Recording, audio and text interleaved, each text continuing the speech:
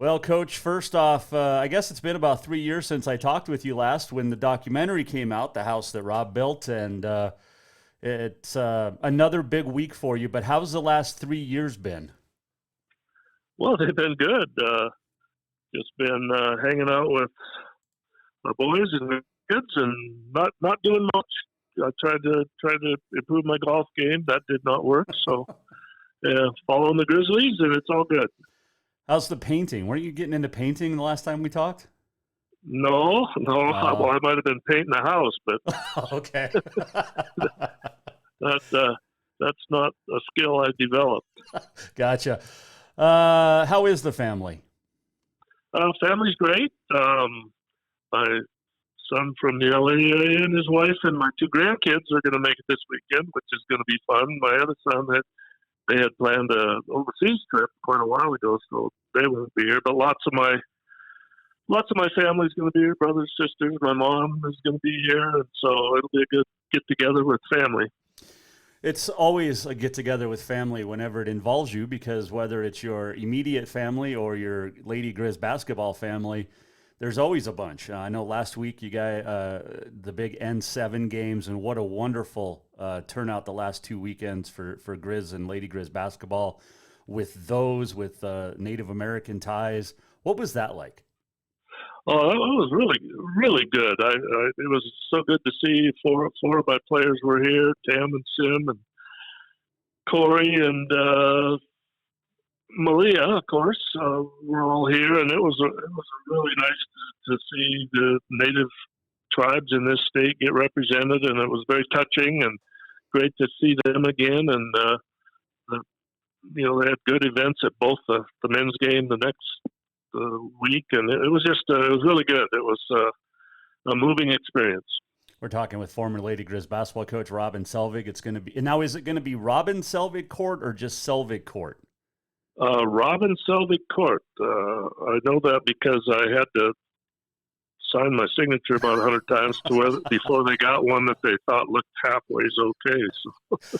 When you got the news about that, Coach, I've been lobbying for this since you retired, and despite being an MSU guy, I always supported the Lady Griz and you because of your class. But what was that like the moment that you heard? Well, it was only about a month ago that Kent Haslam, we were at a meeting, a morning breakfast meeting for something, and he pulled me over afterwards and told me they were going to get the court named, and I really hadn't heard anything about it, or I was kind of taken aback and didn't really realize, what a big deal it is for Lady Griz and for me. So there's a lot of people. I mean, the problem with this thing is there's about 500 people to thank, and it's hard to thank everyone. But I sure am thankful that I know some people worked hard on this. It's not easy. Just you got to have board of regents. Yeah, I know there's a lot of things involved, and they may have. Somebody told me they had started working on that a while back, but COVID really screwed it up. So.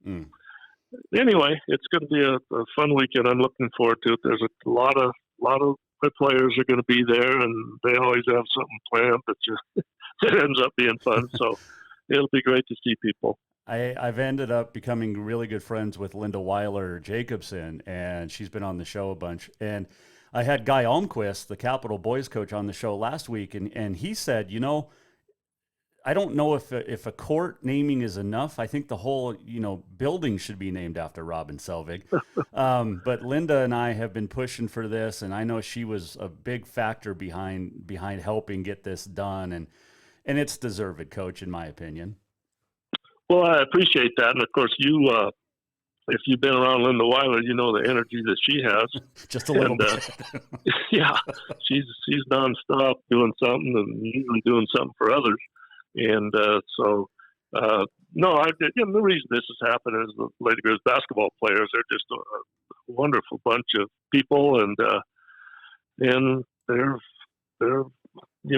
pushed to do some nice things for me. So I'm very thankful for them. Well, Linda said when I had her on after the news broke, she goes, Coach won't take any of this credit. He's going to give it all to the players. and to the community, which you just did. But at some point, you've got to take some credit for what you've done, not only for women's basketball, but women's athletics in the state of Montana. Well, I feel really good about, the video that Megan Harrington actually did. That's her baby, and I was a part of that. But the tracing the growth of women's sports, and I had the good fortune of getting in on the ground floor when opportunities were just starting to come about, and to be a part of that growth was very satisfying, and I'm proud of that. And so, but as I've said, Nate, I'm not trying to be overly humble. I mean, it's the players that make the baskets, and that's what really makes it go. So I was blessed as a coach to have them, and it was a lot of fun. And I never really reminisced at all till I retired and stepped back, because when you're coaching, you're just in the moment all the time. It's the next game, the next recruit, the next deal. You don't ever sit and look back. And that video, and then my get-togethers with the Lady Griz that they've had, makes it a lot of fun to look back and see what we accomplished. It's great for women's basketball as a whole. I mean, when you think what's going to happen this weekend with the naming of Robin Selvig Court there in Dahlberg Arena, Pat Summitt, Kay Yao, Gary Blair, and Joe Foley, and now Robin Selvig. There's only 5 women's basketball coaches that will have their names on Division I basketball courts. I think that says a lot. And there's still work to do for women's sports, obviously, but you're one of 5, Coach. Yeah, that's something. That's some pretty good names you threw out there, and just the fact that the university wanted to do this, and I didn't have to give them $10 million to do it. Naming, no. So I know there was a lot of work, and I really don't know everything that was involved in it and who all was involved in it. I don't know if there's stuff was supposed to be secret for me, but I know there was a lot of people. That's why I said that it's going to be hard in a one evening deal, and then we're going to be Saturday at the halftime of the game. But it's going to be hard to thank everybody that was a big part of this. Well, you deserve it for sure. As we talk to Robin Selvig, former Lady Griz basketball coach, it'll be Robin Selvig Court from here on out at Dahlberg Arena starting Friday with the ceremony, and then on Saturday with the game against Weber State. Speaking of Weber, is CT coming back, Coach Carla? Is Carla coming back? Is she coming in for the game for this? Oh, I don't know. I haven't been told that she is, but that'd be cool. That would be real cool. I'm very good friends with Carla, and we, competed against each other for a lot of years. I was coaching when she was playing, and we used to always have a good time with Carla and Ted Anderson, some of the coaches when we went to the Final Four and stuff, and Carla became a very good friend. Who was the toughest coach in the Big Sky over all the years that you coached against? Oh, I couldn't say that.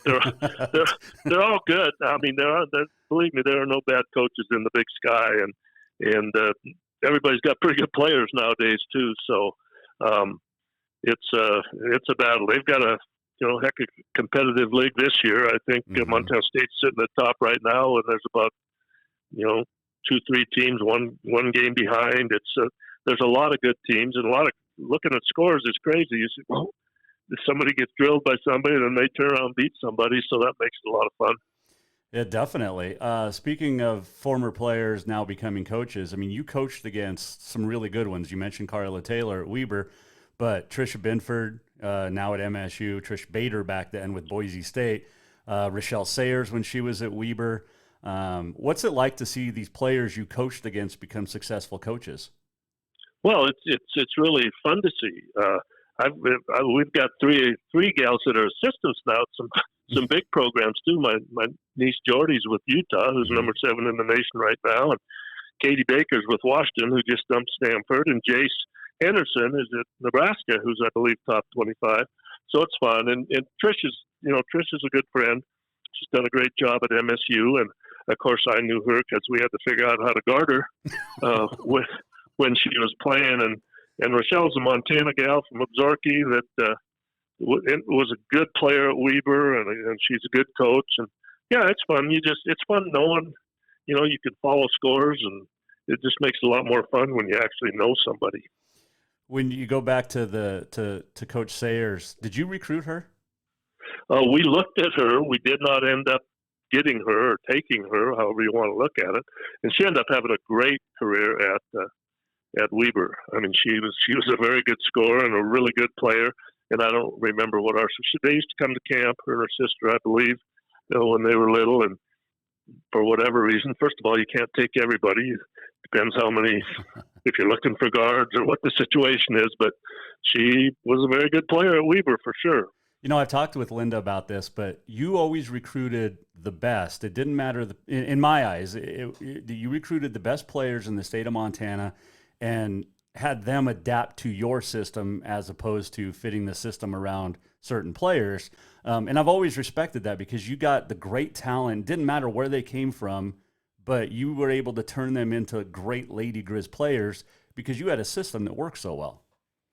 Well, we had a system. I mean, I think you have to have some flexibility because you have the team that you have, and we've had some teams that could really get up and down and score it, and we've had some teams that didn't play that way, where we had all conference post players for a lot of years in a row to go with things. So we were very fortunate. I mean, Montana provided a lot of really good players for us for a state this size. Mm-hmm. To get that many talented Division I athletes is unusual, and we didn't get them all. I mean, MSU's had a good program for a long time too, and we've had kids go out of state, and of course we're just as proud of our out of state kids that we have and have had. So it's we had all really good people and really good players, and that's why they're naming a court after me.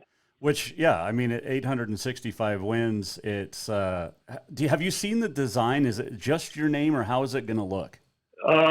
No, I've kind of seen it. It's the name, and I think there's a little. It says Robin Selvig Court, so I think I don't think there's a whole lot of design to it.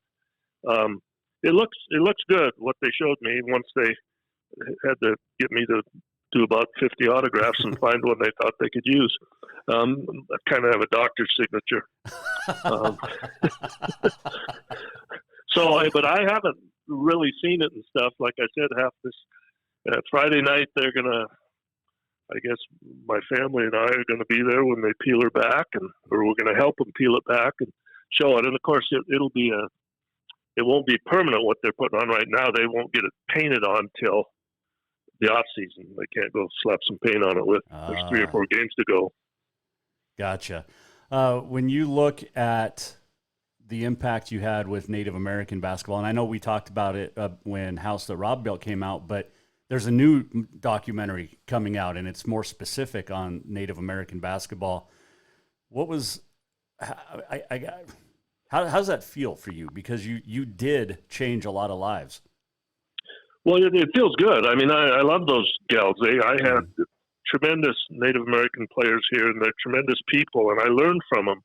And I love to see them get recognition because it's a tough road to hoe. It's a different thing for them to go and play. And so it was this last weekend. It was great to see the recognition. Now I've actually seen the film come out on Malia, and it's really good. Megan Hankton, again, Family Theater Productions. I mean, it's really good. And they actually would have showed that last weekend, but it got picked to be in the Big Sky Film Festival here. No. So it couldn't get shown then, and it's end of the month. It'll be shown in the Big Sky Film Festival here, and I think people will really like it. I'm looking forward to seeing that one, and if Megan's behind it, it's going to be fantastic. Give me some good story, or give me the best story about Linda Weiler. There'd be a lot of them. She was great. She ended up being a great player. She was kind of a foot stomper, redhead when she got here. Miss a free throw and stomp her foot, and she's a fiery gal. And but man, did she work and develop. And I mean, her senior year, she was a great player. And she's a special person. I mean, anytime you're doing all the things she's doing, and I know her new job it's a new job for her, but it's also helping kids get scholarships to college, and they're lucky they get to work with her. But nothing like no just goofy stories about her. I'm sure. What was the time you yelled at her the most and got the most upset? Oh, I don't remember that. I mean, I cheered her on a lot. People say I'm yelling at them. I was cheering them on. And there probably was some games she got cheered on more than others. But I like that. Yeah. I don't have any super specific thing that comes to mind with her. We had a lot of. I mean, she's a fun person to be around, as you know, and we share a lot of laughs, and I'm sure through the years a tear or two together too. If you could put together an all-star Lady Griz starting five, who would it be? Yeah, well, I won't do that. And it'd be pretty darn hard to do because you go, yeah, her. Yep. I mean, I had a lot of great players, a lot of all-conference, a lot of honorable mention All-Americans. I mean, that's how you win a whole bunch of games, and that's for other people to do. They were all special to me, and I don't rank them. I was hoping to get you. Yeah, it'd be a good team, though. I'll tell you that. Yeah, it would. I mean, I figured after 6-7 years of retirement, you'd be willing to throw a couple of these names out for me, but still no. No. The media can ponder those type of things. They were all pretty good. I had a lot of great players. Okay, best. I think they're breaking out the old school uniforms this weekend. So, what was the best Lady Griz uniform? Oh, I didn't know they were breaking that out this weekend. I think so. Well, they could be. Like I said, I'm in the dark. I'll probably get a bunch of surprises whatever's going on this weekend. But I like, it's funny. I like the Texas orange. I mean, I was tied to that, and I love that color, and I understand. But when they made the change, it's turned out to have been a great change because those colors didn't go with other things so well, and the amount of stuff that the university sells now of Griz apparel is, one time it was in the top 40 or 50 in the country, the amount of apparel. So, silver and gold then, but maroon now. The old school, like copper colors were just. It's Texas orange technically, which there was just Texas orange. Us in Texas were the only ones that actually had that color. I think we called it Montana copper. Oh, okay. But it actually was Texas orange. And when I first went to the university to play basketball, tells you how long ago that was. We were maroon, and that change came a few years later, going to Texas orange. And I don't even remember. I was just happy to get a uniform to be able to play. So we had a tough equipment manager. How much are you going to cry this weekend? Oh, well, I'm working on not doing that, but it's probably going to be hard. I'm somewhat of a crier, and I'm probably going to have to think of some jokes and stories to tell, so it's get away from just that. So I don't know. I've had a lot of emotions through all the retirement and all that stuff. Mm-hmm. Maybe I can not be a big baby at this. Well, if you cry, I think there's a lot of people that would be okay with it. Go back to your apparel. What's your closet look like? What do you have that's not Griz or Lady Griz related? Well, not much. In fact, my wife, Janie, mentions that to me now and then. Well, did you always wear the same thing? Well, I have all these nice Nike shirts. And, they're not worn out. I don't particularly like to go shopping. So pretty much I'm set for clothes. You always wore a suit and tie and jacket on the sidelines. What do you think of coaches nowadays that aren't? They're just going with. Well, I think it's fine. I wish I had. It took me some big games. I was so nervous I couldn't get my tie tied sometimes. So it's a lot more comfortable the way they're doing it now. So, but I'm kind of a traditionalist, and I don't know if I'd have gone for that change. And I'm a little bit superstitious too, so if you've been doing okay wearing a sport coat, you probably better not try something else. We know the 865 wins, all the conference titles, the numbers and everything there. How many technicals did you rack up? That's an interesting question. I got a lot of T's, especially early in my career. I've never been kicked out of a game, which people go, really? Well, when I first started coaching, it took 3 T's. Oh, okay. And I don't I don't think I got a tee my last 4 or 5 years. But I got some tees, but never kicked out of a game. So there's not that many coaches that can say that. Maybe especially if they coach that long. I had a good rapport with the officials. I respected the officials. I really did, and I've heard from some of them actually through retirement and stuff. And I might have got on somebody in a game, but I wasn't a coach that called the conference office and griped about officiating. I never did that once, so that was good. Well, it's because you've always been classy, and as much as I rooted against you, I still rooted for you when you weren't playing the Bobcat women. So, well, that's okay. You got to root for your school. That's right. Congratulations, Coach. It's always a pleasure to chat with you, and thank you so much for taking the time out. Oh, before I let you go, who's going to win the Super Bowl? Well, I'm thinking Philadelphia. I got both of them wrong on the semis, so okay. If I had to bet, I would go Philadelphia. Okay, so put your money on Kansas City, folks, if you're listening. Yeah, exactly. I'm on a real roll. Well, congratulations, Coach, and tell Linda I said hi, give her a big hug, and I'm super excited for you. This is a long time coming, and I am just jacked that the university is getting this done for you, and that you're going to be around to enjoy it. So congratulations. Thank you, Jason. Appreciate that. All right.